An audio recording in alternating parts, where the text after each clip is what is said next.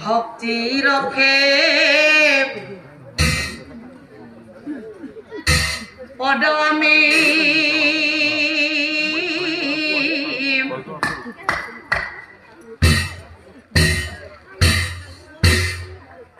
কৰিব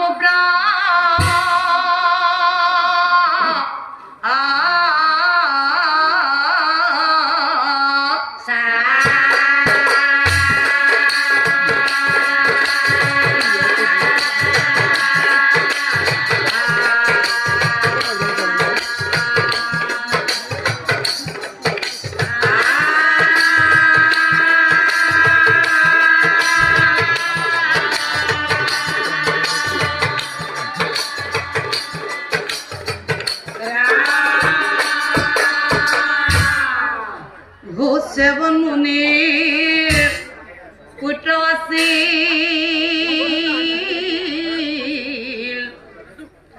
নাম ৰত্নাকৰ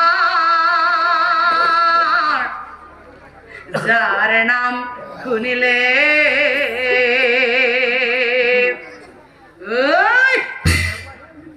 লাগে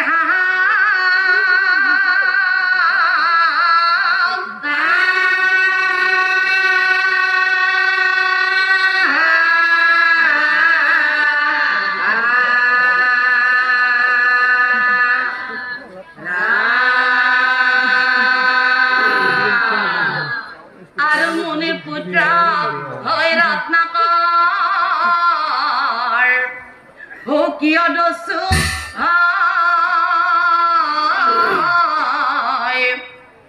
এই খবৰ কথা আমি কহিব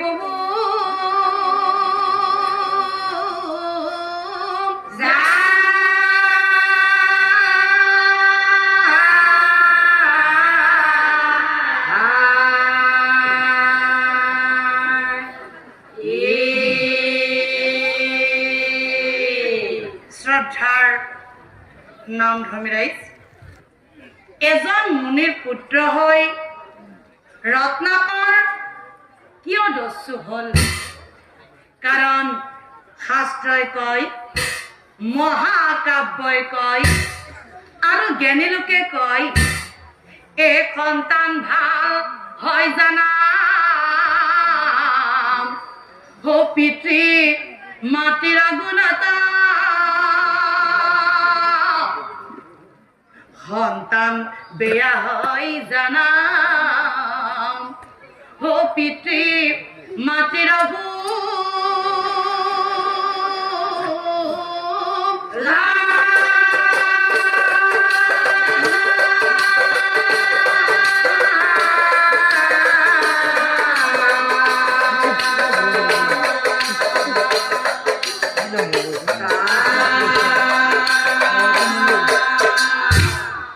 গতিকে শ্ৰদ্ধাৰ নাম ধৰ্মী ৰাইজ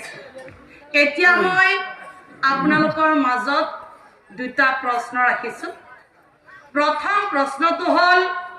যে এজন মুনিৰ পুত্ৰ হৈ ৰত্নাকৰ কিয় দস্যু হ'ল আৰু দুই নম্বৰ প্ৰশ্নটো হ'ল কোনোদিন গুৰুগৃহত নথকাকৈ কোনোদিন শাস্ত্ৰ অধ্যয়ন নকৰাকৈ সেই দস্যু ৰত্নাকৰ কেনেকৈ বাৰু মহামুনি বাল্মীকি হ'ল আৰু যিজনে ৰাম নজন্মতে লিখিছিল ৰামায়ণ কিবা পিতৃ মাতৃৰ ভুল আছিল নেকি যে এজন মুনিৰ পুত্ৰ হৈ ৰত্নাকৰ মহাদস্যু হ'ল আমিতো সকলোৱে জানো ৰত্নাকৰৰ পিতৃৰ নাম আছিল সেবন মুনি কিন্তু মাতৃ ক'ত আহক আজি আপোনালোকক সংগত লৈ এই পবিত্ৰ প্ৰাংগণত ৰত্নাকৰৰ পিতৃ আৰু মাতৃৰ ওপৰত অধ্যয়ন কৰোঁ খজাতি নামেৰে ৰজা আছিল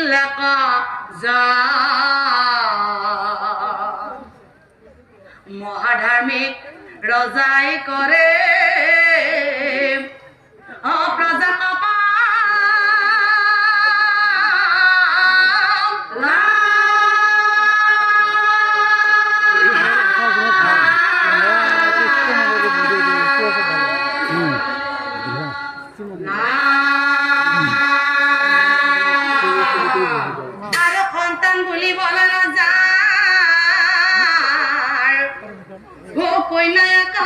জনী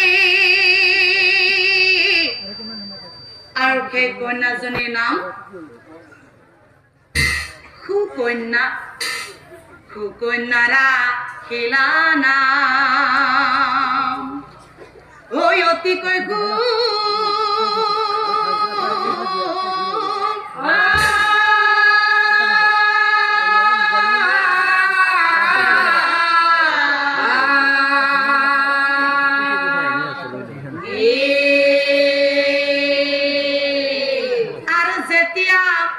কন্যার বয়স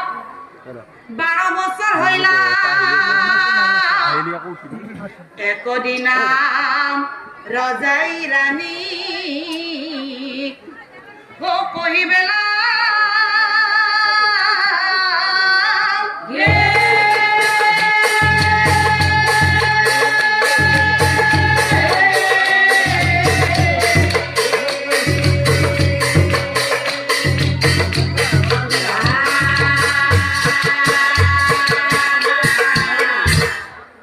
একদিনা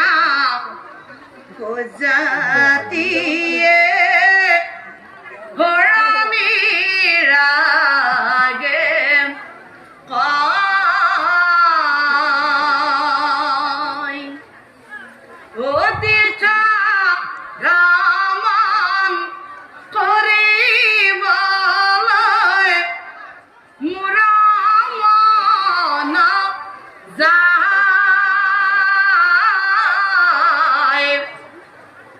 একদিনা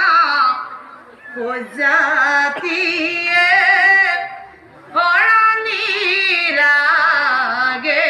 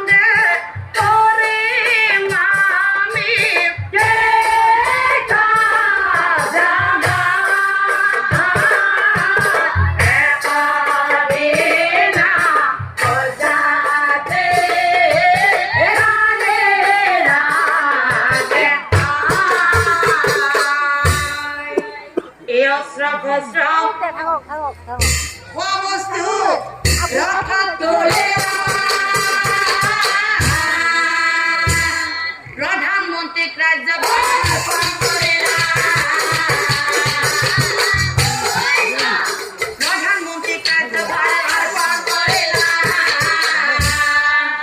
আরো খুব দিন চাই খুব মুহূর্ত গমন করে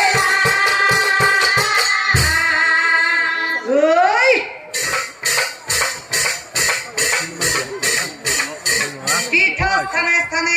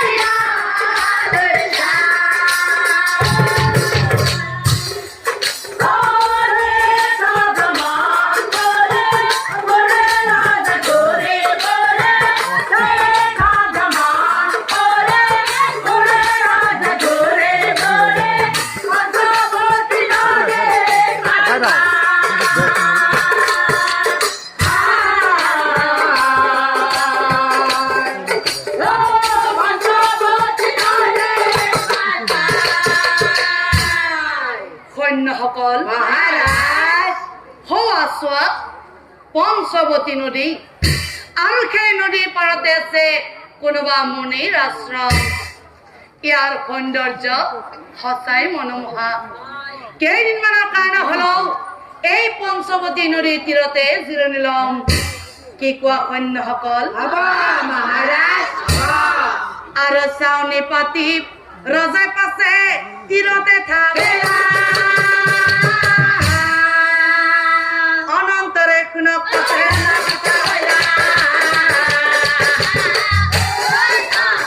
অনন্তৰে শুনক পাছে আৰু সেই পঞ্চৱতী নদীৰ তীৰত থকা আশ্ৰমত নানা জাতিৰ ফুল ফুলি আছে আশ্ৰমত মন প্ৰাণ নাচি উঠে আত্মহাৰা হৈ কন্যা ওলাই আহিলা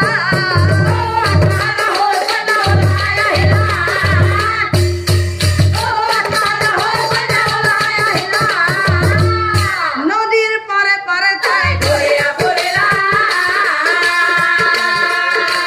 নদীৰ পাৰে পাৰে তাই বাহ কি যে ধুনীয়া ইমানবোৰ ফুল ফুলি আছে ইয়াৰ পৰিৱেশ সঁচাই ভাল লাগিছে আজি গোটেই দিনটো এই নদীৰ পাৰে পাৰে ঘূৰি ফুৰিম কিন্তু হঠাতে উহাপ হলো কন্যাই দেখিলা আৰু সেই উহাপলটোত কিবা দুটা জ্বলি আছিল সেই দুটা বাৰু কি বস্তু পোহৰ দেখি ৰাজকন্যাই আগবাঢ়ি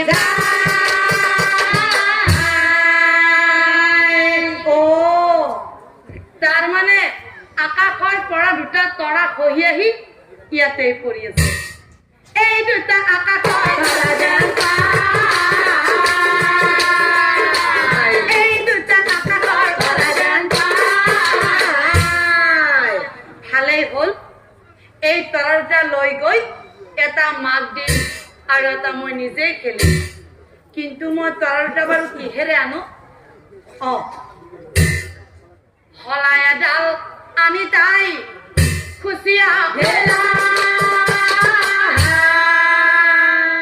পোহৰ নুমাই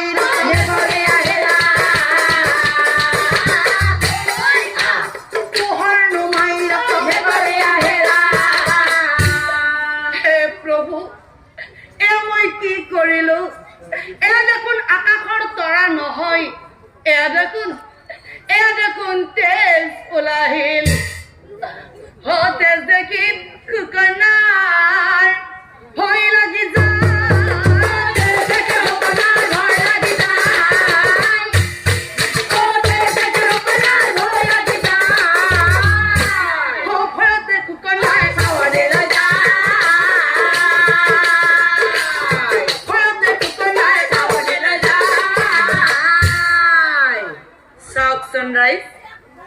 যি দুটা আকাশৰ তৰা বুলি ৰাজকন্যাই হলা দলানি খুচি দিছিল আচলতে সেয়া কি আছিল কি আছিল সিটো আছিল মহাজ্ঞানী মহাসেৱন বহুদিনৰ পৰা মুনি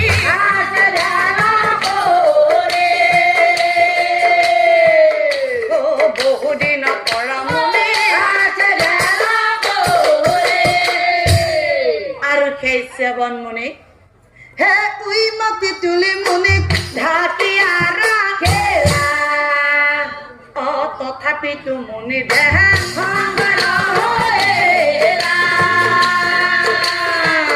তথাপিতো মুনি দেহ কোনে চকুত হানে বুলি ধ্যান কৰি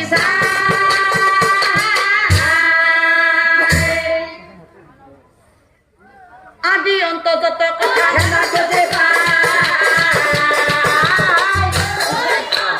আদি অন্তৰ্গত কথা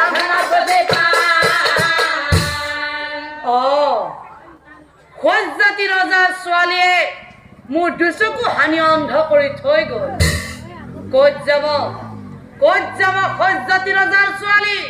চিনি পোৱা নাই শ্যামণমণি? এতিয়াই ঠেনৰ বলেৰে টানি আনিব পাৰো। হৈ আহি বুলি মহামুনি ক্ৰোধত জ্বলিলা।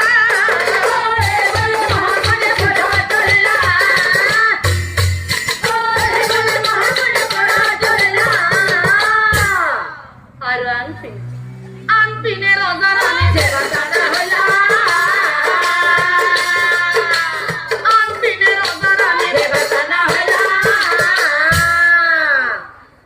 হঠাতে ৰজা ৰাণীৰ গা বেয়া ৰাণী ক'ত আছা ৰাণী? হঠাৎ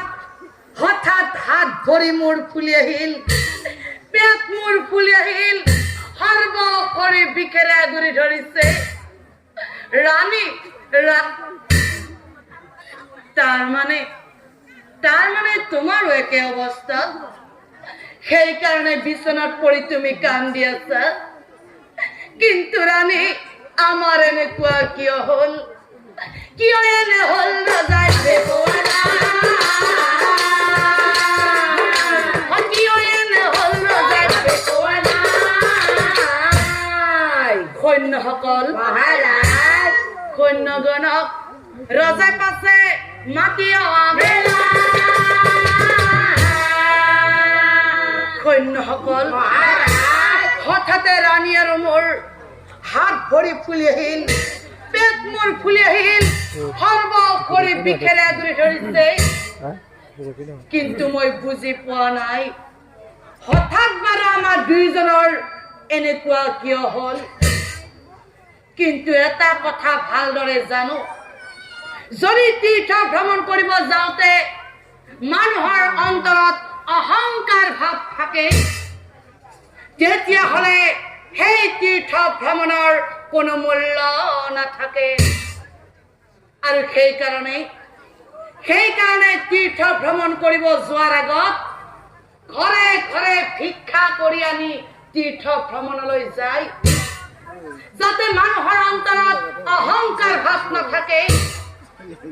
আৰু সেইকাৰণে এই তীৰ্থ ভ্ৰমণ কৰিব অহাৰ আগত ময়ো ওচৰৰ ৰাজ্যৰ পৰা কিছু ধন আনি তীৰ্থ ভ্ৰমণলৈ আহিছো। আৰু এটা কথা ভালদৰে জানো, যদি তীৰ্থ ভ্ৰমণ কালৰ সময়ত কোনোবাই বেয়া কাম কৰে, তেতিয়াহ'লে তাৰ ৭ সপ্তম পুৰুষ নৰকত পৰে। গতিকে সৈন্যসকল, মই তোমালোকক সুধিব বিচাৰিছো, এই তীৰ্থ ভ্ৰমণ কালৰ সময়ত আমাৰ মাজৰ পৰা কোনোবাই বেয়া কাম কৰিছিলা নেকি? ভয় কৰিব নালাগে, মই কোনো শাস্তি নিদিওঁ, মাত্ৰ মোক সত্য কথা কোৱা। এই তীৰ্থ ভ্ৰমণ কালৰ সময়ত কোনোবাই বেয়া কাম কৰিছিলা নেকি? কৰা নাই। তেতিয়াহ'লে হঠাতে ৰাণী আৰু মোৰ এনেকুৱা কিয় হ'ল? কিয় এনে হ'ল ৰজাই বেপোৱাৰা? কিয় এনে হ'ল ৰজাই বেপোৱাৰা? আৰু হেনকালে ৰাজকন্যা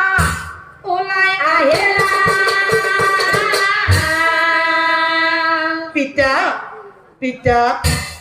পিতৃক প্ৰণাম কৰি কন্যাই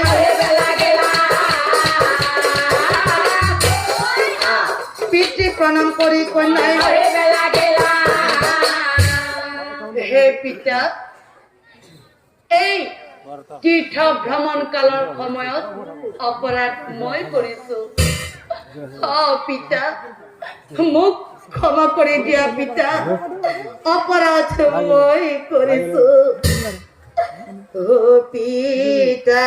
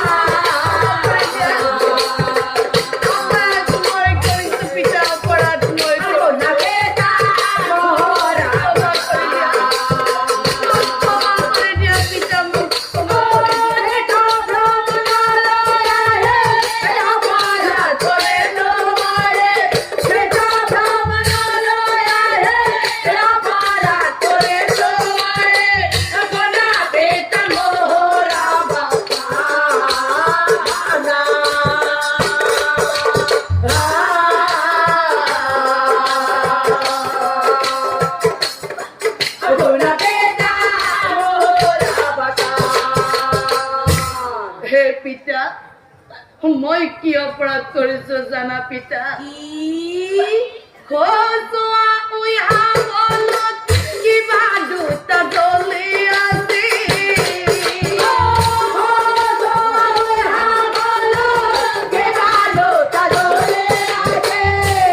আৰু পিতা মই কি কৰিলো জানা কৰি আছা আই তেৰে খুশি দিলো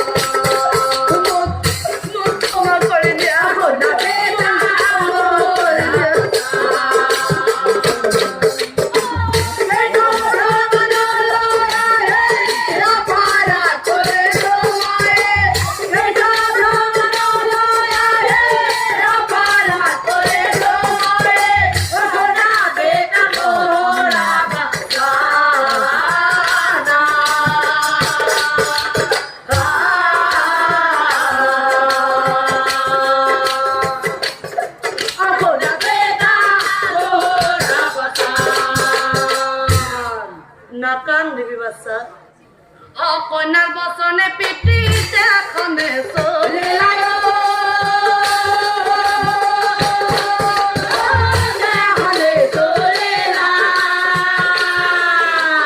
আচু জুৰি প্ৰণাম কৰি কোন আছে এই কুইহাফলৰ মাজে কোন আছে ওলাই দেখা দিয়ক নাজানি কৰিছে অপৰাধ আমাক ক্ষমা কৰি দিয়ক আমাক ক্ষমা কৰি দিয়ক আৰু চাও হে মাটি পুতি ওলাই আহে খিতছে বন্ধৰে মহাক্ৰোধে ৰজাক কয় গলে ৰজা বানে মহাক্ৰোধে ৰজাক কয় গলে ৰজা বানে শুনা ৰজা কজ্জাতি তোমাৰ ছোৱালীয়ে মোৰ দুচকু হানি অন্ধা কৰি থৈ গল মই জানো তোমাৰ আৰু ৰাণীৰ হাত ভৰি ফুলি আহিছে পেট মোৰ ফুলি আহিছে সৰ্ব শৰীৰ বিষেৰে আগুৰি ধৰিছে সেয়া হৈছে জলন্ধৰ ৰোগ আৰু সেয়া হল মোৰ কোপৰ ফলত মই এটি প্ৰস্তাৱ দিব বিচাৰো যিজনী ছোৱালী মোৰ দুচকু হানি অন্ধ কৰি থৈ গল সেই ছোৱালীজনীক মোক লাগে কাৰণ তাই মোৰ হাতৰ লাখুটি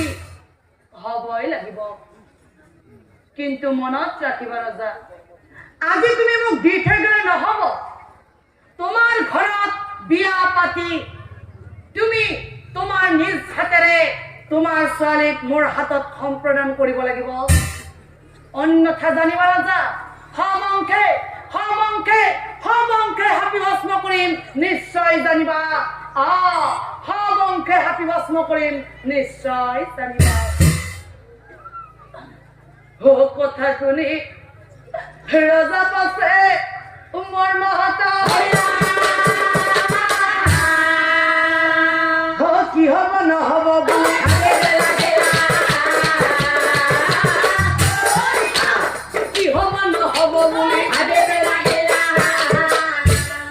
হে প্ৰভু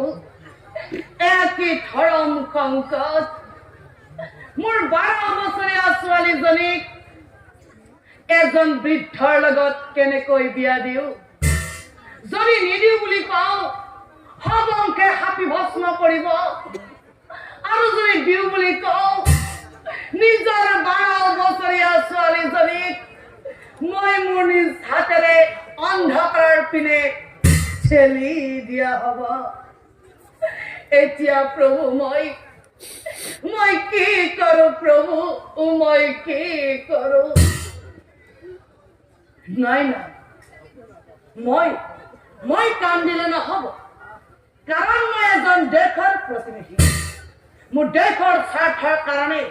মোৰ প্ৰজাৰ স্বাৰ্থৰ কাৰণে মহামণি প্ৰস্তাৱ মানিবই লাগিব মুনিবৰ আপোনাৰ প্ৰস্তাৱ মানি ললো আজি হল ৰবিবাৰ অহাকালি সোমবাৰ পিছৰ সোমবাৰে বিয়া পাতিম আপুনি ঘৰত গৈ উপস্থিত হ'ব মই মোৰ নিজ হাতেৰে আপোনাৰ হাতত ছোৱালী সম্প্ৰদান কৰিম নিশ্চয় জানিব এহি বুলি কৈ ৰজা পুলতীয়া ৰাণী কন্যাৰ আগত যায় ৰাণী কন্যাৰ আগত যায় শুনা ৰাণী শুনা বাচা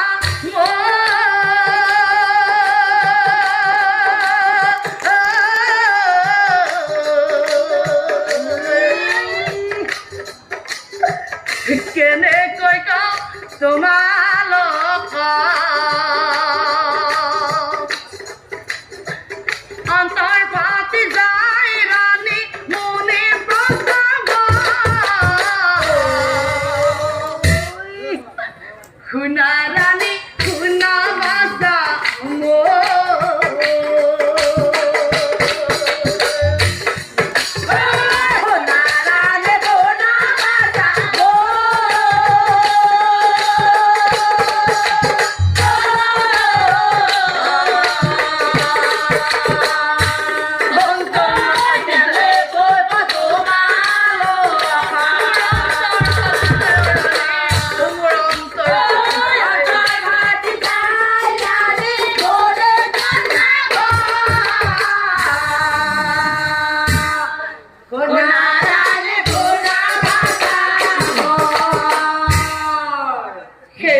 কোন আছিল জানৰাণী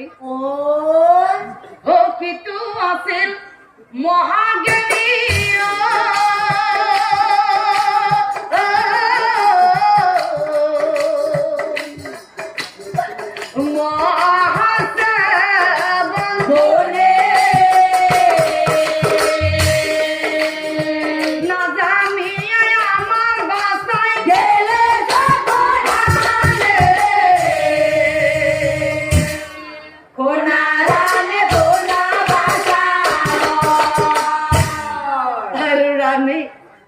সেইকাৰণে মহামুনি আমাৰ বাচা লাগে কম দিনতে আমাৰ বাচা বিয়া দিব লাগে কম দিনতে আমাৰ বাচা বিয়া দিব লাগে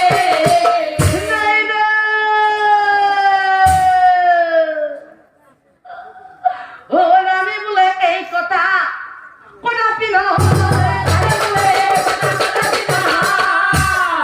মহারাজ মুনি লগত আমার বাসা নহয় নহয় রানী তুমি নিদিও বুলি কলে নহব যদি মহামুনিৰ প্ৰস্তাৱ মানি নললোহেঁতেন সব অংশে হাপি ভস্ম কৰিলেহেঁতেন গতিকে শুনা ৰাণী মই মোৰ দেশৰ স্বাৰ্থত মই মোৰ প্ৰজাৰ স্বাৰ্থত মহামুনিৰ প্ৰস্তাৱ মানি ললো আজি হল ৰবিবাৰ অহাকালি সোমবাৰ পিছৰটো সোমবাৰে বিয়া পাতিম বুলি মই কথা দি থৈ আহিছো সৈন্যসকল আজি আমি এতিয়াই ৰাজ্যলৈ উভতি যাব লাগিব তোমালোকে পাৰিবা নহয় আৰু সৈন্যসমে ৰজা পাছে পলতীয়া ধুমধাম বিয়াৰ কাম আৰম্ভ কৰিলা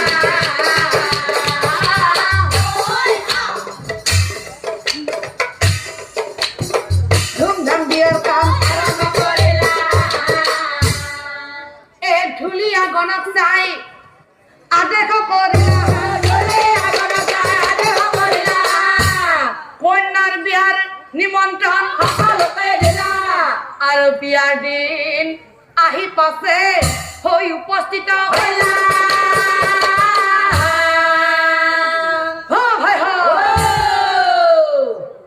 আমাৰ ৰজাৰ ছোৱালী বিয়া পাতিছে আমাক সকলোকে খাব মাতিছে নাজানে কি ওলাই মনে হবে আহি পালো বঢ়িয়া লাগিছে ৰজা ঘৰৰ কথা নে কথাই ল'লে মানুহ বহুত আহিল কিছু গ'ল আৰু কিছু আছে মাজে মাজে আসনবিলাক খালী আছে আৰু আমি সেই আসনত যাই বহিব লাগে বহি যায় এই ৰজা ঘৰত যাই কবে হাৰি হইব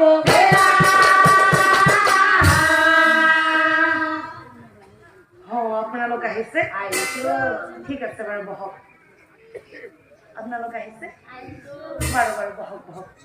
হেৰা ইয়াতে কিবা কিবি খাবলৈ দিয়া কিবা কিবি বস্তু আমি খাবলৈ দিয়া কিবা কিবি বস্তু আমি খাবলৈ দিয়া বঢ়িয়া লাগছে দে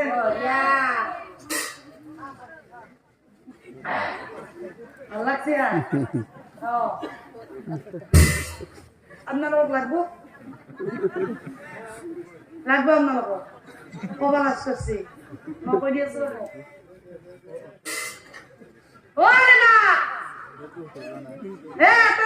লাগছিল মোকো অলপমান লাগছিল মোৰ লগত আপোনালোকৰ কি লাগব কৈ দিয়া ৰ'ব এত বোলে অলপমান লাগছিল মোকো অলপমান লাগছিল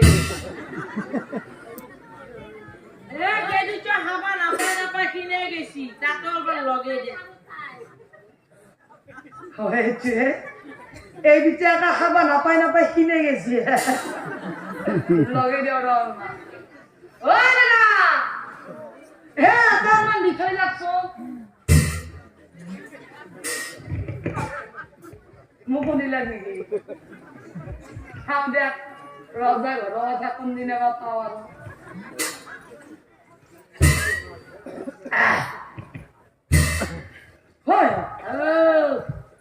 তহঁতে খালি পুৰা মাৰি দিছে তহঁতে খাই আছা মই কিন্তু এটা কথা চিন্তা কৰি আছো ৰজা আৰু ৰাণীৰ ছোৱালী বিয়া নহয় ইয়ে মানে কিমান আনন্দ পালি নাচি দিবলৈ মন যায় এতে কি ঘটি আছে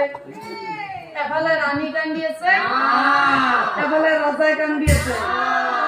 কথা ঘৰত নকাকো থাকবে নৰো কলিও মৰাণ বোলো কয় নহয় কি কয় ডাঙৰ দাই পিছেলি যায় সৰু মানুহ দাই কাপক কাপে নকাকেও নাযাওঁ কৈয়া যাওঁ আপি বয়স কিমান 12 বছৰ 12 বছৰত দিয়ে আমাৰ ৰজা তীৰ্থ ভ্ৰমণ কৰিব যোৱা নাছিল তীৰ্থ ভ্ৰমণ কৰি আহিয়ে বিয়া পাতিছিল কথা তাতে সেই যে তীৰ্থ ভ্ৰমণ কৰিব গ'ল বনৰ মাজত কোনোবা মুনি নে মুনিৰ পুত্ৰৰ লগত আমাৰ ৰজা ছোৱালী লিলিমাই সেইকাৰণে ৰজাই আহিয়ে বিয়া পাতিছিল কোনোবাই কয় কোনোবা হেনো মহামুনিৰ পুত্ৰৰ লগত বিয়া আকৌ কোনোবাই কয় স্বয়ং মহামুনিৰ লগতে বিয়া দৰাটো দেখা নাই ময়ো দেখা নাই ইমান সহজে নাযাওঁ তৰা আজি চাইহে যাম বহি থাকলো এই মতে সকলোৱে বহিয়া থাকে সন্ধ্যা সময় আহি পাতে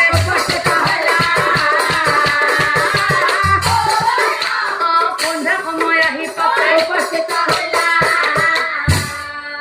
এই পুৰোহিতে বিয়া কাম আৰম্ভ কৰিলা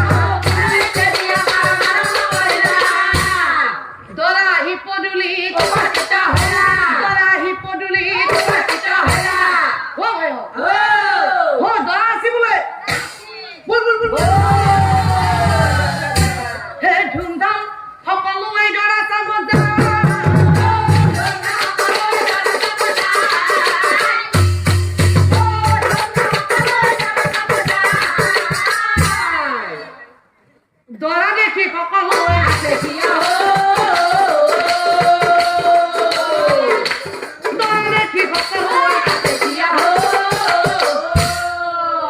ও সাবি সাবি বুকুৰ মনি মোক বাতেৰি দিবি ও দৰা বৰা গীতু ময়ে দিমে হৰি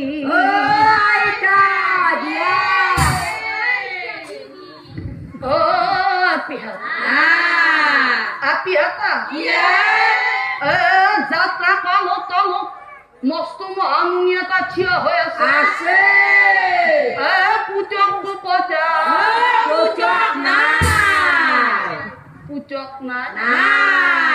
তেনেহলে দৰা ক'ত দৰা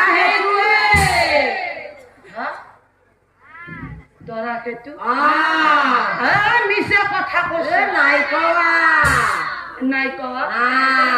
দৰা তাৰ মানে সেইটো সঁচাকে হেৰাকা অৱস্থাই নাই এইটো সঁচাকে দৰা বিয়া খাব আহোঁতে বাটে বাটে ভাবি ভাবি আহি আছে কি ৰাখছে বোলো আপিটোৰ বয়স 12 বছৰ দৰাটো নিশ্চয় 13-14 বছৰ বয়সৰ হ'ব যিটো দেখা পাইছো ইয়াক মোৰ পিছত পঢ়া নাৰা এইটো সঁচাকে দৰা আহিছে দৰা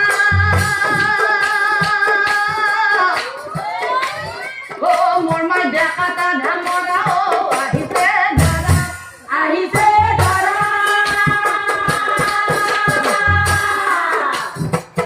মোৰ মাই দেখা তা ধামৰা আহিছে দৰা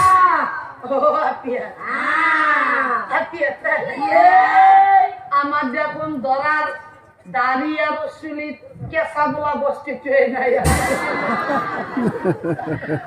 দাড়ি চুলি পাকা নমাই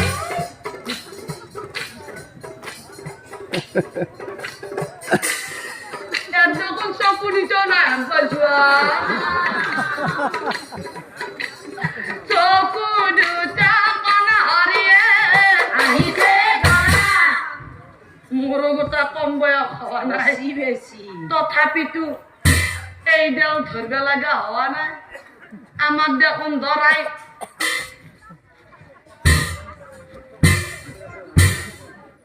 এইডাল ধৰি আছে দোকান ধৰি আহি আছে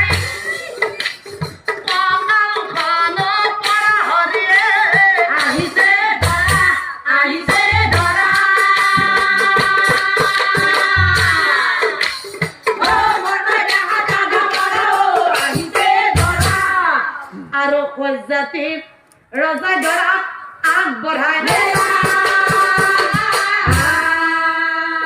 পুৰোহিতৰ কাষত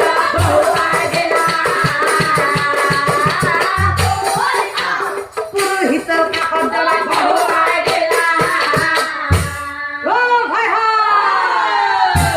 বাপৰে বাপ দৰাও দৰা ভূত দৰা এই দৰা দেখি ডেকাহঁতৰ হাঁহি উঠি যায় হাঁহি হাঁহি সকলোৱে আমাৰ দৰা বেলেগ বস্তু আছে বুঢ়া হব পাৰে 12 বছৰীয়া বিয়া কৰিব আছে কি বস্তু বেলেগ আমি ডেকাবোৰকে জীয়াই আছো মৰি যাৱাই ভাল আমাৰ আগত এই বুঢ়াই 12 বছৰীয়া পিৰৈ যাব মৰি থকাই ভাল কি বলা এটা মহামুনি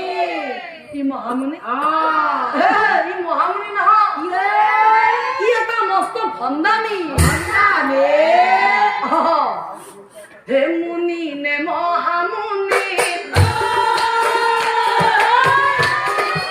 আহে দৰা হৈ হে ৰাজাৰে ঘৰলৈ বুলি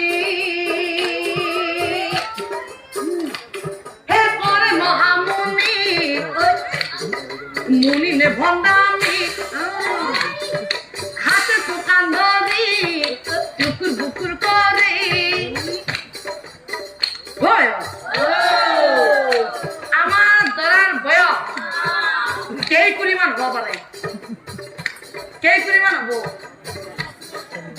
কেই কুড়ি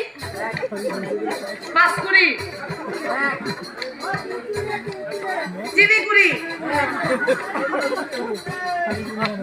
কেই কুড়ি আপনাদের মতে 4 কুড়ি চিনি কুড়ি 2 কুড়ি মাত্র 2 কুড়ি 6 কুড়ি করিয়া আপনাদের মতে 7 কুড়ি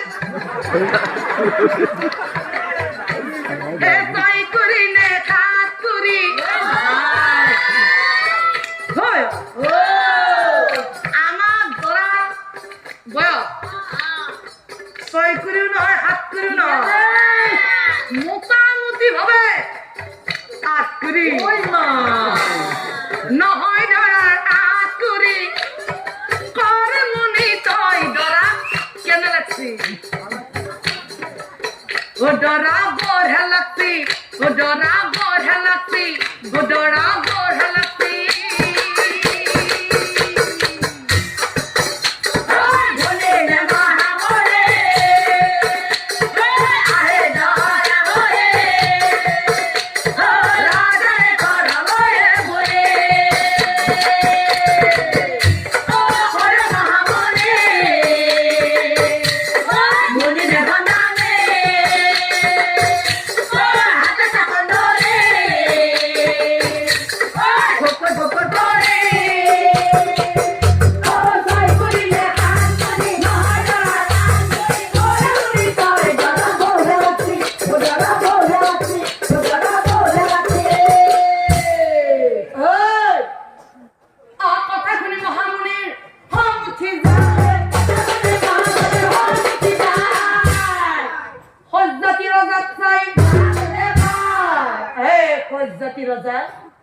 তোমার প্রজাই বারে বারে অপমান করিয়েছে যদি হাপি ভস্ম করিব নালাগে তোমার কন্যাকানি মোর কাষত বহুৱাই দিয়া আৰু পুৰোহিত বাপু তোমাকো কলো বিয়া কিন্তু দীঘলীয়া নকৰিবা যদি তোমাক হাপি ভস্ম কৰিব নালাগে তাড়াতাড়ি বিয়াৰ কাম শেষ কৰি দিয়া কথা শুনি ৰজা পাছে কান্দি বেলা বলে বাসা মই তোমাক লৈ যাও কন্যা কানি দৰা কাষত বহুৱাই দিলা কন্যা কানি দৰা কাষত বহুৱাই দিলা পুৰোহিতে মনে মনে ভাবে দৰাও দৰা কি সাংঘাতিক দৰা বিয়া বলে দীঘল করলে মোক অভিশাপ দিব হাপি ভস্ম করব মই বিয়া দীঘল করা দূরের কথা আজি মোর বিয়ার মন্ত্র মনত থাকাই ডাঙর কথা মা কইনে বোপা ধরা এতে ফুল আছে এটা এটা ফুল লৈ যাবি মন্ত্র কই যাম মুখে মুখে কই যাবি ঘট মূর দলি লৈ থৈ যাবি লৌ আছে Kete Ganda Puspa Rupa Dipa Noibodda Nagapatai nama Boleh mari dia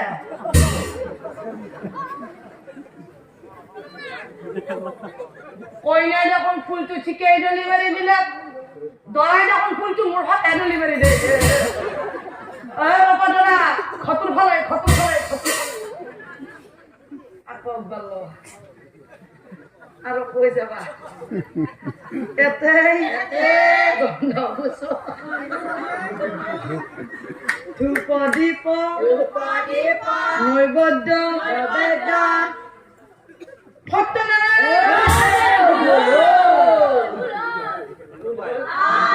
Ki bulon? Photanaran oside. Photona. Biar mantro. Sri Vishnu কি প্রভুর কথা নলবো যেটো কইনার ওচৰত দৰা বহি আছে আজি দৰা দেখা পাই মোৰ বিয়াৰ মনটো জ্বৰ উঠি গৈছে মা কইনা দৰা আৰু ফুল দলাই থাকতে নামগে বাছা যিতিয়া ফুল আছে গোটাই গিটা লবি মই মন্ত্ৰখিনি একেবাৰে মাতি দিম ডেলিভাৰী দিবি বিয়া শেষ হৈ যাব লো ওম শ্রীকৃষ্ণ নম ধন্ত্রে নম খে করে নম অল্প যাওয়াই নম অভিজ্ঞান দিয়ে নম দলিমারি ঠিক করে দিয়ে নম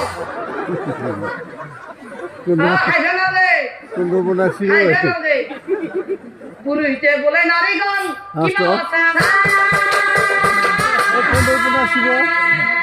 আপনালোকে হাসি ময়া জানছো অহাই ডৰাই অভিশাপ দেও দেও দেও দেও দেও দেও কৈছে মোৰ মকাম মই কৰলো আপোনালোকে আই যদি লগ্নগাঠি বান্ধি দেই দিয়া নেদেই যদি মই উল্লো আই লগ্নগাঠি বান্ধি কবাই দিয়া এতিয়া লগ্নগাঠি বান্ধি কবাই দিয়া এতিয়া বাইহত বাইহতে পুৰোহিতে যে কথা কয় ৰজা ঘৰৰ বিয়াৰ কাৰণে ইমান ঠগা কাপোৰ একযোৰ পিন্ধিছো অলপ সময় যদি বিয়াখনত থাকিব নোৱাৰো এটা যদি ভালকে উৰুলি জোকাত দিব নোৱাৰো কিবা বিয়া বিয়া লাগবো লগ্নগাঠিটো ময়ে বান্ধি দিয়া ময়ে বান্ধি দিম তুমিয়ে দিয়া কি ভালে আছে বিয়া হব আছে আপোনালোকৰ আছে বিয়া হৈ আছে নে সব খাব পাচ্ছি আমি বিয়া নাই ঠিক আছে মইনো অকলে অকলে লগ্নগাঠিটো কিয় বান্ধি দিওঁ আপোনালোকৰ যিহেতুকে আছে ভাল কৰি ডাঙৰ কৰি উৰুলি জোকাৰ এটা লগাই দিয়ক মই লগ্নগাঠিটো বান্ধি দিওঁ এটা বিয়াৰ গীতো দিওঁ দিয়ক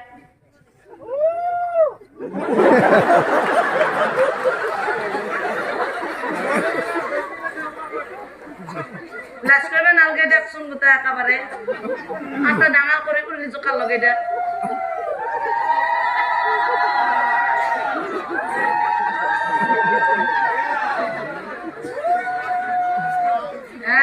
উৰুলি জোকা দক্ষিণ চাবুক ধৰাৰ মহিলাসকলক উৰুলি জোকাত একফালে দিলে একফালে বন্ধ হয়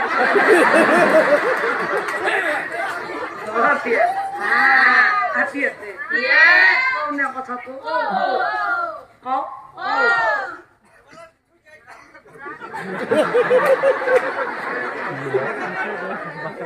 এটা আমাৰ কমল পিঠাটো আছে নে কমল পিঠাটো আছে নিপেনুৰ পিঠা নিপেনুৰ পিঠাটো আছে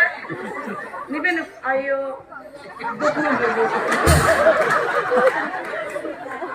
কমল পিঠাকে এই নিপেনুৰ পিঠা কৰা কি কৈ আছে জানে কি কৈ আছে কলি আপোনালোকে লাজ পাব নাপাব এইটো আমাৰ যি নাৰী জাতি আছে এই নাৰী জাতি বোলে পাঁচটা কি কি জানে নে প্ৰথমটো হ'ল গৃহলক্ষ্মী বাকী চাৰটা থাকিল সেই চাৰটা হ'ল তিৰি মিৰি কিবা বুজি পাইছি মই কৈ থকা শুনিছিলো বুজে কওকচোন কি কৈ আছিল প্ৰথমটো হ'ল গৃহলক্ষ্মী এই গৃহলক্ষ্মী জাতৰ তিৰোতা যাৰ ঘৰত আছে সেইখন ঘৰত বোলে সেইখন ঘৰৰ কথা নকলেও বোলে হাতে কেৱে মানে সেইখন ঘৰত ধনে ধানে উভৈনদী হৈ থাকে ৰাতিপুৱা হব বাহি বিচনাৰ পৰা উঠিব বাহি গা ধুব গোসাঁই ঘৰত চাকি বন্তি দিব আৰু বোলে নিজৰ শাহু শহুৰ যি আছে নিজৰ শাহু শহুৰক নিজৰ পিতৃ মাতৃৰ নিচিনা জ্ঞান কৰিব আৰু বোলে কিছুমান তিৰোতাই কি কৰে জানে নে কৰে আমাৰ যি কিৰুৰ খেন্দুৰ খেনি আছে এডাল ডেছলে খলানবো আনি অলপমান ল'ব আকৌ কোনোবাই দেখে বুলি চুলি গিডাল ওপৰত দি চুটি দিব যাতে কোনো দেখা নাপায় গৃহলক্ষ্মী বোলে সেইবিলাক নাই ফুটাও মাৰিব মানুহ দেখা কৰি কিৰুত খেন্দুৰ ল'ব মানুহ দেখা কৰি সেইকাৰণে বোলে শাস্ত্ৰত কৈছে হে তিৰি ব্ৰহ্মা তিৰি বিষ্ণু তিৰি মহেশ্বৰী ৰাতিপুৱাই খাবা সেই তিৰি চৰণতে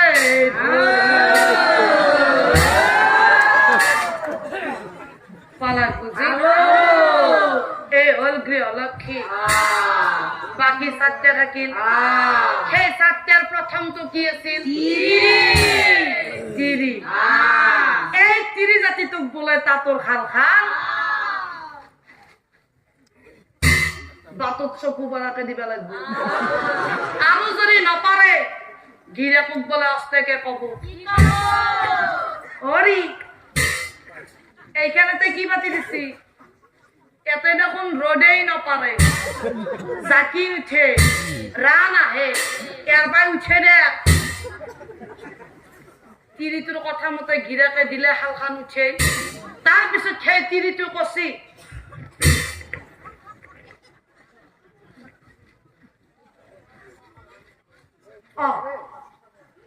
এতে বাতি দে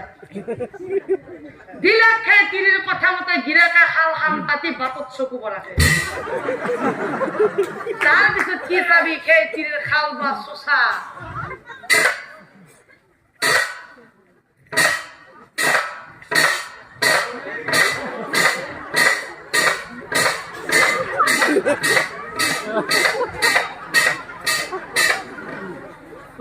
তাতর খাল হাতত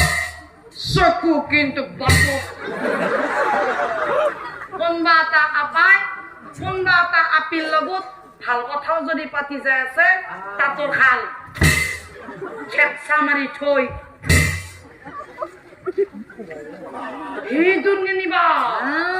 হি বনি আমার ভাতর আগে দিয়ে আপা আপি আজি গেছিল মন আছিল কোনবা দিনে যে আপিক লৈ যাব মই কিন্তু কৈছো এই কথাটো নলবেৰে নিবা কৈছো এই নলবেৰে নিবা এ বনি কইছিলি যে কথাটো সঁচা আজি আমার ভাতর আগে দিয়ে আপা আপি লৈ গেছি এ মই হাতটো বনাই আছো খাল খানতো বহি আছো খামরূপে নিবা কথাটো কৈ থৈ গৈছো এরা কথা আমি এরা কথাখিনি আমি তারা কথাখিনি আনি এ হল পালাক বুঝি এইবার কি আছিল মিৰি মই আকৌ সেই মিৰি জাতিটোৰ কথা কোৱা নাই এই যে মেৰেই থাকে মহুৰ মই মহুৰ মেৰৰ কথা কোৱা নাই এটাৰ লগত যে বিয়া হয় এটাৰ লগত বিয়া হয় তলে তলে আৰু এটাৰ লগত মেৰে আছে মেৰে আছে মেৰে আছে বেয়া লাগিল যা ছিঙি দিছো আকৌ এটাৰ লগত মেৰে আছে মেৰে আছে মেৰে আছে বেয়া লাগিল যা ছিঙি দিছো এই যে এটাৰ লগত বিয়া হয় তলে তলে আৰু এটাৰ লগত মেৰেই থাকে এই মেৰেই মেৰেই থাকাটোৱে হল পালাক বুজি এইবাৰ কি আছিল ভাতো বৰষুণ হাই মাছি আছো না ভাতো মানে বুজি পাইছি কি কি বুঝি পাইছি নাই পাওয়া এই যে চৰাই ভাতো চৰাই কি সুন্দৰ মাত বনাৰ পৰা ভাতো চৰাই ঘৰত আনি সজাত বন্দী কৰি থওঁ যেনেকে মাত বিলাক শিকাও তেনেকে মাত ধৰে কিছুমান তিৰোতাৰ বোলে মাতটো নাকেদি ওলাই নে মুখেদি ওলাই ধৰিবই নৰে বাটৰ আগেদি যদি সদায় সদায় মানুহ এটা আহা যোৱা কৰি থকা দেখা পাছি সেই লেখীয়া তিৰোতাটো বোলে সুবিধা বুজি একদিন হলেও অস্তেকে মাত দে হেৰি এইপিনে কদা কদা সাজু কৰেছে কলৈ বাঢ়ি যায় বেয়া নাপায় যদি আমাৰ ঘৰত এপাক সোমাই যাওঁ কি না একাপ চাহ খাব কি কলে চাহ নাখায় এগিলাচ পানীকে খাব কোমল সেই মানুহটো তিৰিটোৰ কথা মতে পানী খাবা অহাই পানী খাই আছে সহায় সজাত পক্ষী মাছ ধৰি আছে পানী খাই আছে মাছ ধৰি আছে পানী খাই আছে মাছ ধৰি আছে যেনেকৈ এদিন সেই সজাল পক্ষীয়ে গৃহস্থৰ সকলোবোৰ কথা পাহৰি সুবিধা পালে বনৰ মাজলৈ সেই পানী খাওঁতৰ লগতো হাঁহক সৌৰক চলি পলি গিৰাকক লাঠি মাৰি থৈ পানী খাওয়া তোর লগত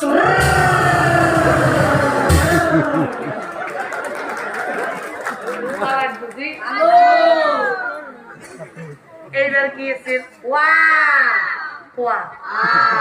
ময়ও কই থাকা এখন ওয়া মানে বুঝি বেশি না এই যে কা কা কা কা আউরি আর খেলে কিয়া তিরোতা যার ঘরত বলে আছে সেইখান ঘরত বলে আর বেলেগ বস্তু থাকবে না কি হবে ভাই জি বিছনার পৰা উঠফু গিরাকে কামুক গেলিউ যায় গিরাকে কামুক নেগেলিউ যায় গিরাকে কাম করলিউ যায় গিরাকে কাম নকরলিউ যায় গিরাকে কিবে খালিউ যায় গিরাকে কিবে না খালিউ যায় কেবল কা কা কা কা কা আউরি পালাক বুঝি পালাক বুঝি যদিও মই আপোনালোকৰ মাজত তিৰিমিৰি ভাত কোৱাৰ নিচিনা কথা কৈছো আমি কিন্তু কেতিয়াও তিৰিমিৰি ভাত কোৱাৰ নিচিনা হ'ব নালাগে সদায় গৃহলক্ষ্মীৰ নিচিনা হ'বৰ কাৰণে চেষ্টা কৰিব লাগে নিজৰ শাহু শহুৰক নিজৰ পিতৃ মাতৃৰ নিচিনা জ্ঞান কৰিব লাগে শ্ৰদ্ধা কৰিব লাগে ভক্তি কৰিব লাগে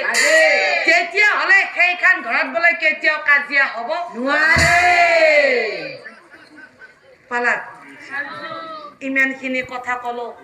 এই পুৰুষ বিলাকে আমাৰ তিৰোতা বিলাকক যে কিমান কি কথা নকয় গতিকে আৰু যদি পুৰুষে জোকাত দিবে নাজনে বুলি কওঁ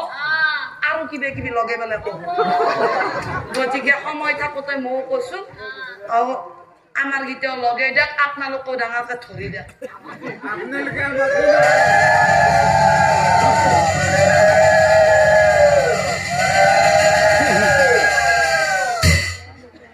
বিয়া খাব আহিছো আগতে লগ্ন গাঠিত বাপা এইবাৰ বিয়া বিয়া লাগছে না এটা বিয়াৰ গীত দিওঁ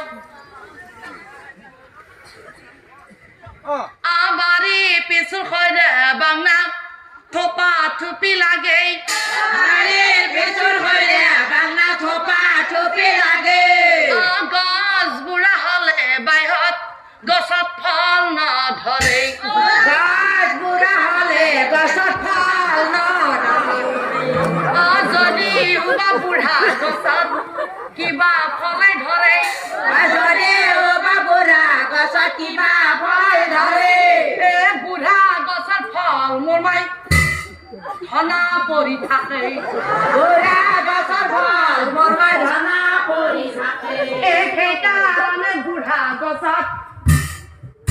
সাৰ গোবৰ নেদেই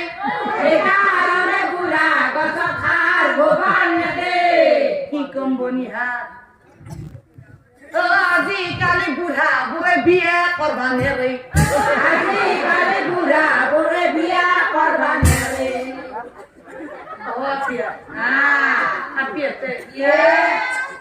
লগ্ন গাঠিটো বান্ধি দেও বিয়া আৰু বেছি বিয়াৰ গীত দিবে নহয়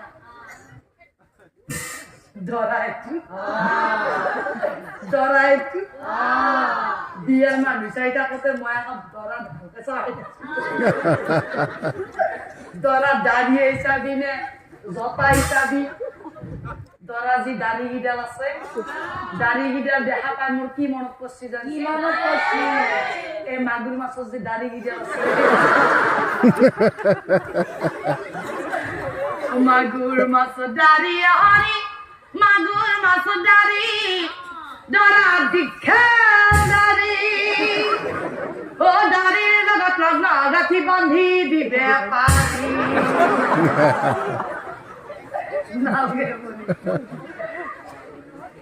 দাড়ি গিডালত দিলেও দি জতা গিডালত দিলেও দি যেটা ইচ্ছে তাতেই বান্ধি দেও দি মই বান্ধি দেও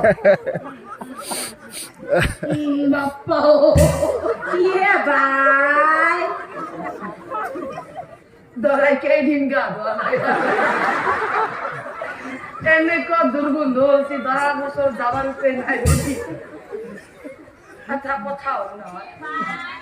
12 বছৰে আপিটো এই দুৰ্গন্ধ সহ্য কৰি বহি আছে মই যদি বুঢ়া তিনিটোৰ পৰাই যাওঁ দেখাত বেয়া দেখা নহ'ব সহ্য কৰি হ'লেও লগ্ন গাঁঠিটো বান্ধি যাওঁ ভাল পালেও বেয়া পালে আমাৰ জয় কোনদিনাখনে মোৰ ঘটনা হ'ব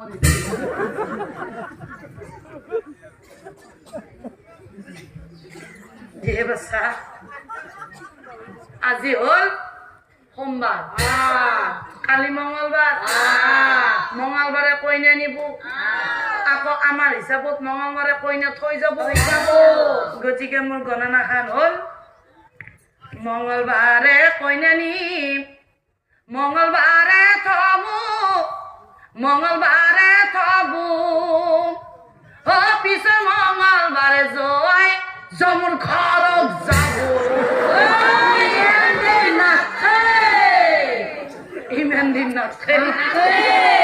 তেনেহ'লে কিমান দিন থাকছো মঙ্গলবাৰে কইনা আনে মঙ্গলবাৰে খাব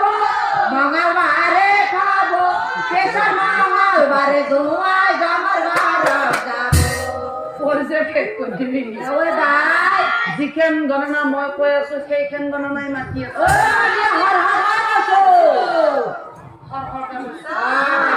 তাৰমানে আমাৰ জোৱাই খৰখৰকে মৰিব খৰখৰকে নহয় ইতিয়ানে যদি মৰি যায় মই কিন্তু বেয়া নাপাওঁ ইতিয়ানে যদি মৰি যায় চাওঁ ৰচোন এৰ ভাতৰ ক'ত ভাল চলি এটা বহি আছে তাৰ লগতে বিয়া পাতি দিম ৰ হেই বাপা সেই বাপাৰ লগতে মই বিয়াখন পাতি দিব পাৰো নৰা আৰু কবা নৰা দৰা তাৰাং কিনি লগাই দিছি অভিশাপ দিওঁতে সময় নামগে পুৰণি জোকাত দিয়ে আৰু শেষ কৰিছো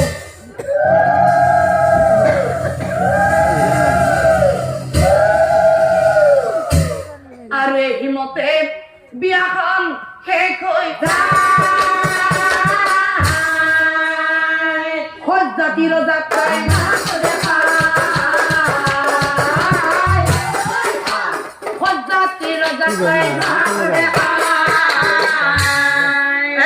সজ্জাতি ৰজা এক বস্ত্ৰ বনৰ মাজত ৰাজ আভানৰ মূল্য নাথাকে এক বস্ত্ৰ পৰিধান কৰাই কন্যাখিনিৰ নিচিনাকৈ তোমাৰ ছোৱালীক দিয়া উলিয়াই আৰু কোনোদিন আশ্ৰমত খবৰ ল'বলৈ নাযাবা অন্যথা মনত ৰাখিব ৰজা সবংকে হাপি ভস্ম কৰিম নিশ্চয় জানিবা কথা শুনি ৰজা ৰাণী কান্দি পেলা মনে মনে ৰাণী পাছে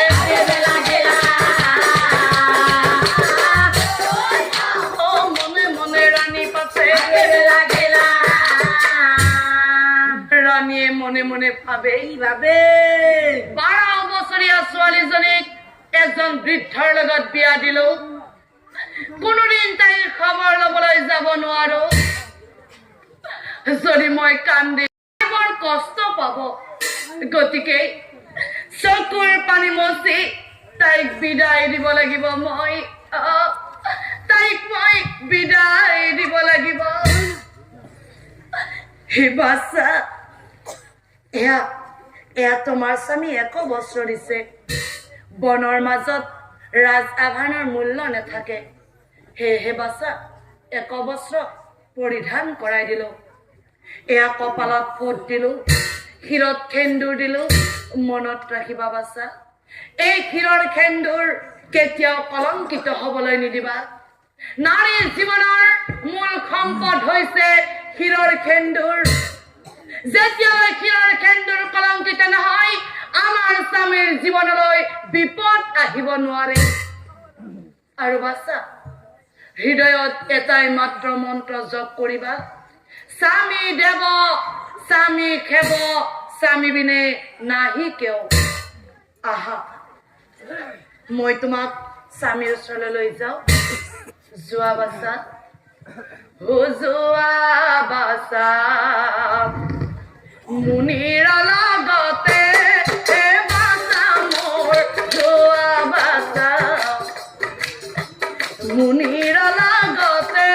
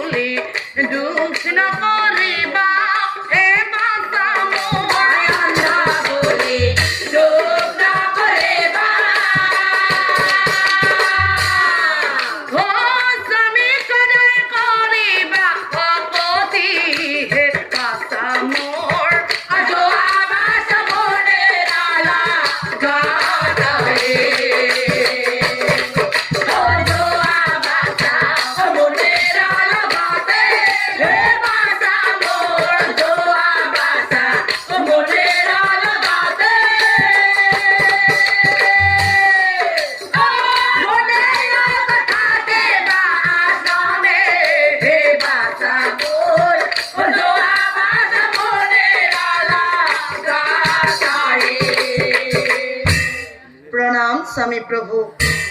আহক আপোনাক হাতত ধৰি মই আশ্ৰমলৈ লৈ যাওঁ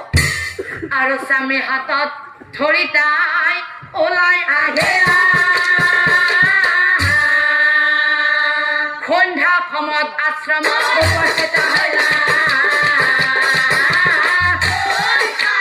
সন্ধ্যা সময়ত আশ্ৰমত উপস্থিত হ'লা জাতি ৰজাৰ ছোৱালী সুকন্যা চলাবলৈ কৌশলে বিয়া কৰা আনিলো যেনেকৈ মোৰ দুচকু হানি অন্ধ কৰি থলা আজিৰ পৰা মোৰ হাতৰ লাখুটি তুমি হ'বই লাগিব গতিকে আজিৰ পৰাই মোৰ সমস্ত এই সংসাৰৰ দায়িত্ব তোমাৰ হাতত অৰ্পণ কৰিলো ৰাতিপুৱাই উঠি প্ৰথমতে মুখ ধুৱাই দিবা তাৰ পিছত মোক গা ধুৱাই দিবা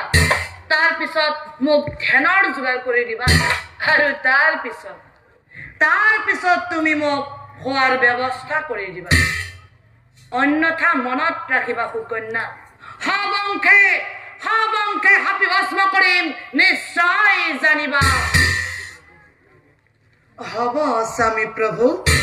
এই হব বুলি সুকন্যাই চৰণে ধৰে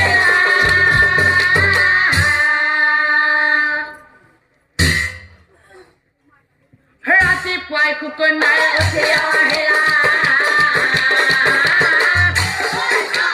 ৰাতিপুৱাই সুকন্যাই উঠি আহিলা ইছৰাম স্বামী প্ৰভু উঠাই নাই কালিয়ে কৈ থৈ দিছিল স্বামী প্ৰভুক মই কিবা খাবলৈ দিব লাগিব আশ্ৰমত দেখোন একোৱেই নাই স্বামী প্ৰভুৰ কাৰণে মই কিছু ফল লৈ আহো এই ফল আনো বুলি তাই ওলাই আহিলা মনৰ মাজত তাই বাহ ইমানবোৰ ফল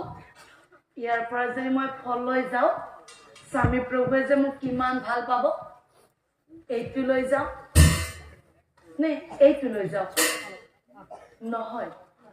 এইটো ভালদৰে পকি আছে এইটোৱে লৈ যাওঁ কিন্তু কোনটো ফল খালে মানুহ মৰে কোনটো ফল খালে মানুহ নমৰে সেয়াটো মই নাজানো যদি এই ফল লৈ গৈ স্বামী প্ৰভুক দিওঁ মোৰ স্বামী মৰি যায় মোৰ গাত বহুত পাপ লাগিব হে প্ৰভু নাজানো কোনটো ফল খালে মানুহ মৰে কোনটো ফল খালে মানুহ নমৰে আচল পাতি থৈছো কেইটিমান ফল পেলাই দিয়া প্ৰভু মোক কেইটিমান ফল পেলাই দিয়া আৰু চাওকচোন সেই কেইটিমান ফল আহি আচলত পৰেলা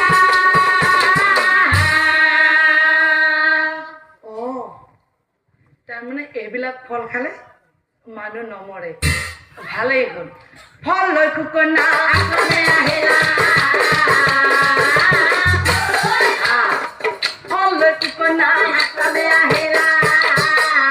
আমাক শুনি মহামুনি ক্ৰোধত জ্বলিলা মহামুনি ক্ৰোধত জ্বলিলা কুকন্যাক চাই মুনি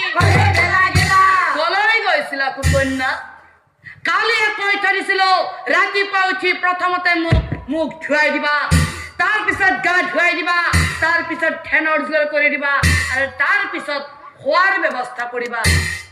দুচকু অন্ধ কৰি থলা এতিয়া মোৰ কথা নামানিবা হে কুকন্যা অভিশাপ দিম নিশ্চয় জানিবা স্বামী প্ৰভু আপুনি উঠা নাই কাৰণে আপোনাৰ কাৰণে ফল বিচাৰি গৈছিলো মোক অভিশাপ নিদিব স্বামী প্ৰভু মই আজিৰ পৰা আপোনাৰ কথা আখৰে আখৰে পালন কৰিম মোক অভিশাপ নিদিব হে হ'ব বুলি কুকন্যাই চৰণে ধৰে স্বামীৰ আজ্ঞা পালন কৰে স্বামীৰ আজ্ঞা তাই পালন কৰিলা সুখে দুখে ৰাজ কন্যাই জীৱন কথা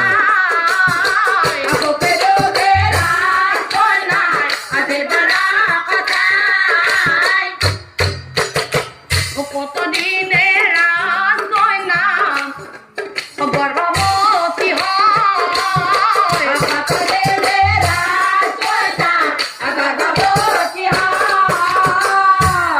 আৰু সন্তান জন্ম পাবলৈ বেছি দিন নাই এদিনাখন মহামুনি ভাজা লাগে এদিনাখন মহামুনি ভাজা লাগে কুকন্যা বহুদিন ফল খাই জীয়াই থাকিলো আজি কিন্তু মই ফল নাখাওঁ আজি মোৰ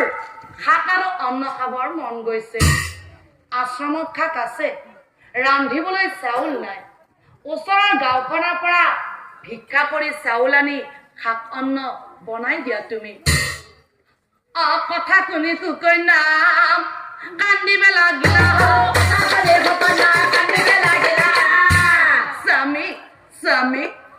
স্বামীৰ চৰণে ধৰি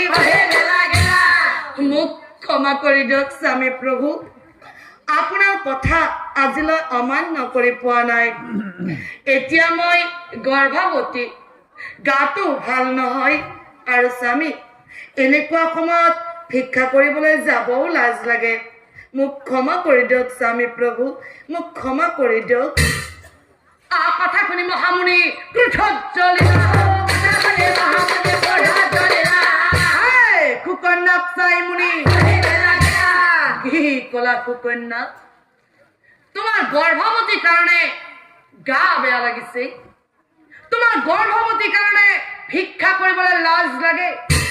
নাৰী হৈ জন্মগ্ৰহণ কৰিছা গৰ্ভৱতী হ'বই লাগিব ই প্ৰকৃতিৰ নিয়ম আৰু যি নাৰীয়ে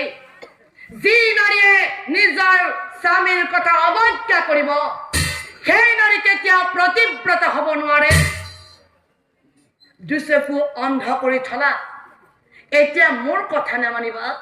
হেই কুকন্যা যি কওঁ আখৰে আখৰে পালন কৰিব লাগিব মনত ৰাখিবা নহলে অকল তোমাকে নহয় তোমাৰ পিতৃ তোমাৰ মাতৃ তোমাৰ পিতৃ ৰাজধান মই নিষেধ কৰিছো যোৱা বুলি কৈছো যোৱা নহলে কুকন্যা মোৰ হ'ব স্বামী প্ৰভু মই ভিক্ষা কৰিবলৈ যাম মোৰ পিতৃ মোৰ মাতৃ মোক অভিশাপ নিদিব মই ভিক্ষা কৰিবলৈ যাম কান্দি কান্দি কুকন্যা ওলাই আহিলা এক ঘৰৰ দুৱাৰ মুখত উপস্থিত আহিলা এক ঘৰৰ দুৱাৰ মুখত উপস্থিত আহিলা কোন আছে ওলাই আহকচোন মই আশ্ৰমৰ পৰা আহিছো আজি মোৰ স্বামী প্ৰভুৱে শাক আৰু অন্ন খাবৰ মন কৰিছে আশ্ৰমত শাক আছে আই ৰান্ধিবলৈ চাউল নাই অকণমান ওলাহি চাউল ভিক্ষা দিয়ক এই কথা শুনি নাৰী আকৌ ওলাই আহিলা কথা শুনি নাৰী আকৌ ওলাই আহিলা ইছৰাম সুকন্যাক চাই পাছে লাগিলা এনেকুৱা সময়ত আপুনি ভিক্ষা কৰিবলৈ আহিছে বাৰু আপুনি বহক মই আহি আছো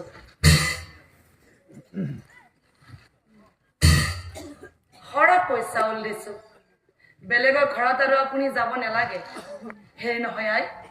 এনেকুৱা সময়ত আপুনি ভিক্ষা কৰিবলৈ আহিছে আপোনাৰ স্বামীয়ে বাৰু আপোনাক মৰম নকৰে নেকি কৰে আই বহুত মৰম কৰে স্বামীৰ মৰমত হাবুডাবু খাই ভিক্ষা কৰিবলৈ আহিছো আই মই ভিক্ষা কৰিবলৈ আহিছো আই হে চাউল লৈ কুকুৰ নাম আশ্ৰমে আহিলা স্বামী প্ৰভু এয়া মই আপোনাক শাক আৰু অন্ন বনাই দিছো শাক অন্ন বনাই তাই স্বামী লাগে দিলা শাক অন্ন বনাই তাই স্বামী লাগে দিলা এই 10 মাহম 10 দিন যেবে পূৰ্ণ হইলা সুভক্ষণে সুকন্যাৰ পইচাই উপাদিলা আৰু দিনে দিনে বাৰে পুত্ৰাই চন্দ্ৰৰ সমান ডাঙৰ হয়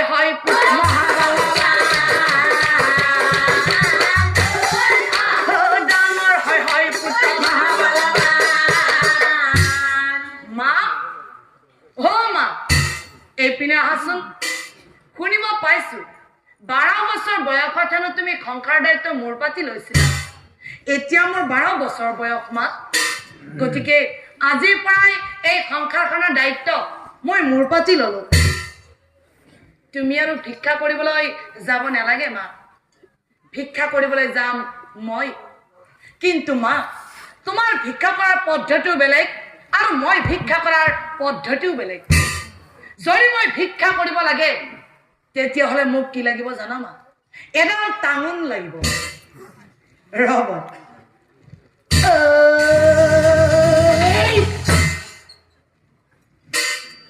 মা প্ৰথম দিন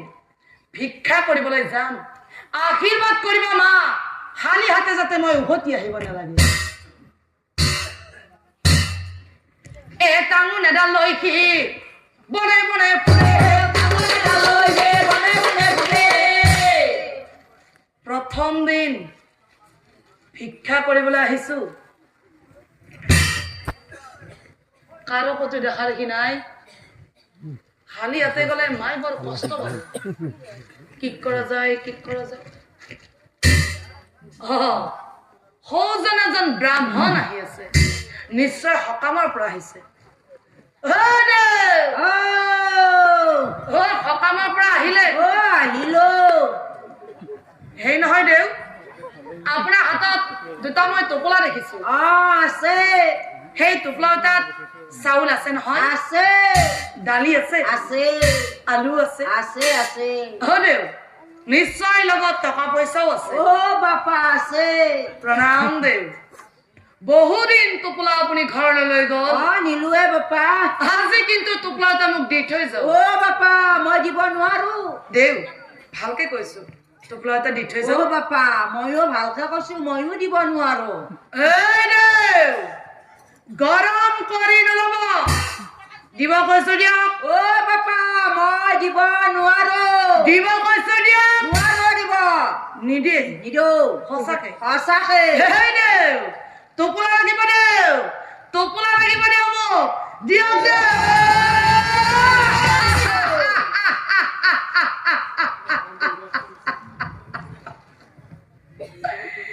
এই দুটা টোপোলাৰে কেইদিনমান চলি যাব প্ৰশ্ন হল ইয়াক যদি এনেকৈ থৈ যাও গাঁৱত গৈ কব মুনিৰ পুত্ৰই মোক মাৰি ধন কোন কাঢ়ি লৈ গল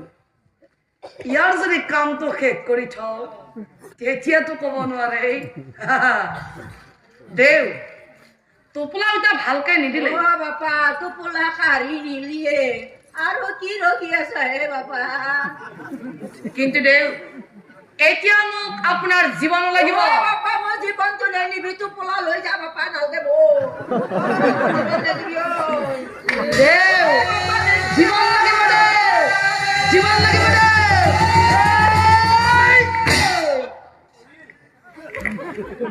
বস্তুটো দুইফাল হৈ গ'ল এতিয়া কোনেও ক'ব নোৱাৰে মুনিৰ পুত্ৰই মোক মাৰি ধনখন কাঢ়ি লৈ গ'ল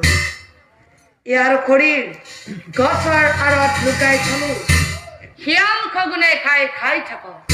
আৰে মই মাৰ ওচৰলৈ যাওঁ এই ধনখন যি পাই কৰি আনে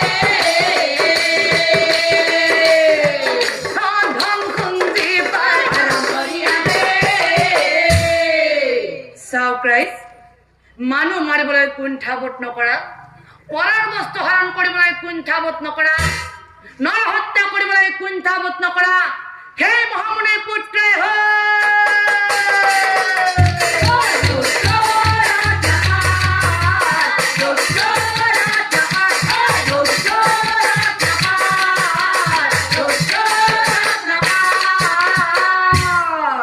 শ্ৰদ্ধাৰ নামধৰ্মী ৰাইজ আপোনালোকৰ মাজত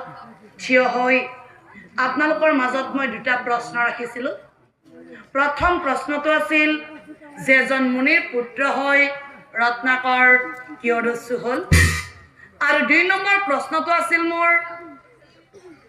কোনোদিন গুৰুগৃহত নথকাকৈ কোনোদিন শাস্ত্ৰ অধ্যয়ন নকৰাকৈ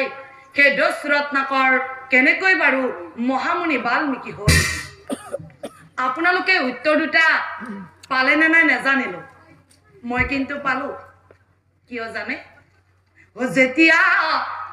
সতী সন্তান মাতৃৰ গৰ্ভত থাকে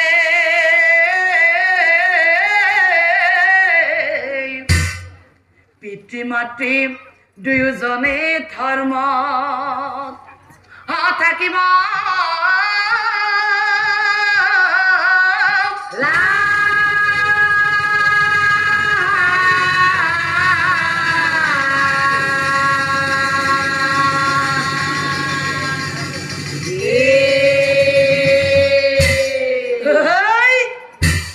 জীৱ হত্যা জীৱ হিংসা আৰু মাৰিম মাৰিম ক্ৰোধ বাণী কব যে না লাগে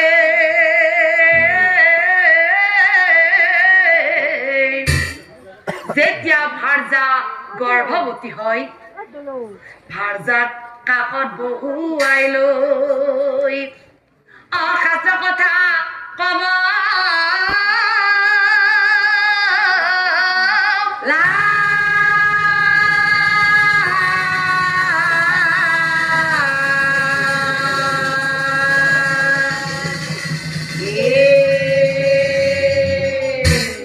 কিন্তু শ্ৰদ্ধাৰ নাম ধৰ্মী ৰাইজ শ্ৰৱণ মুনিয়ে সেই ধৰ্ম পালন কৰা নাছিল তাৰ পৰিৱৰ্তে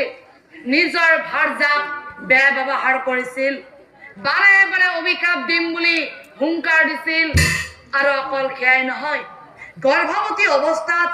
নিজৰ ভাৰ্যাক ভিক্ষা কৰিবলৈ বাধ্য কৰাইছিল আৰু সেই গৰ্ভৱতী অৱস্থাতে নিজৰ ভাৰ্যাক মহামুনিয়ে হাত দাঙি চাইছিল যাৰ প্ৰভাৱ মাতৃৰ গৰ্ভত থকা ৰত্নাকৰৰ গাত পৰিছিল পিতৃৰ প্ৰভাৱৰ কাৰণে মুনিৰ পুত্ৰ হৈ ৰত্নাকৰ মহাদস্যু হৈছিল আৰু কেনেকৈ মহামুনি বাল্মীকি হ'ল সেয়া আছিল ৰত্নাকৰৰ মাতৃৰ প্ৰভাৱ স্বামীয়ে ইমান বেয়া ব্যৱহাৰ কৰিছিল তথাপিতো স্বামীক বেয়া ব্যৱহাৰ কৰা নাছিল অন্তৰত এটাই মাত্ৰ মন্ত্ৰ জপ কৰিছিল স্বামী দেৱ স্বামী খেব স্বামী বিনে নাহি কেও আৰু যাৰ প্ৰভাৱ মাতৃৰ গৰ্ভত থকা ৰত্নাকৰৰ গাত পৰিছিল দেৰিকে হলেও মাতৃৰ প্ৰভাৱৰ কাৰণে দস্যু ৰত্নাকৰ এদিন মহামুনি বাল্মীকি হৈছিল আৰু যিজনে যিজনে ৰাম নজন্মতে লিখিছিল হে ৰামায়ণ।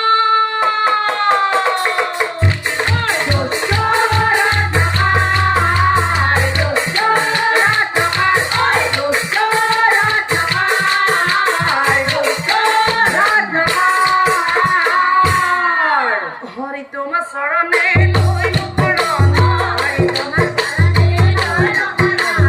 আমি অতি মহমতি একোকে নাজানো।